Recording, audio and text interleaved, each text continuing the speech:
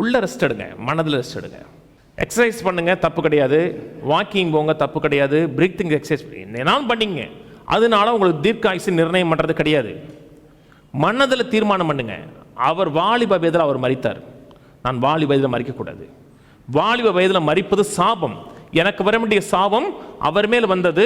அவருடைய ஜீவனை நான் உள்வாங்கி இருக்கிறேன். அதனால தீர்க்காயுசோடு வாழுவென்று சிலுவையில் ஆண்டவர் என்ன செஞ்சு முடிச்சாரோ அதை மனதில் சிந்திங்க.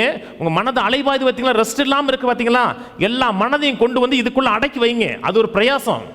இருக்கிற பிரயாசத்தில் கஷ்டமான பிரயாசம் என்னன்னா, இந்த தலைவரிச்சு ஆடுகிற மனதை கெட்டி உள்ள அனுப்புறதுதான். இதுல பிரயாசப்பட்டு மனது ரெஸ்ட் ஆயிடுச்சுன்னா பாடி உயிர்ப்பிக்கப்பட்டுரும்.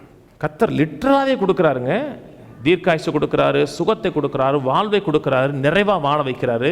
இதை உள்ளத்துல விசுவாசிங்க. கழுகுக்கு சமானமா என் வயது திரும்ப வாழ வயது போலாகும்போது விசுவாசிங்க.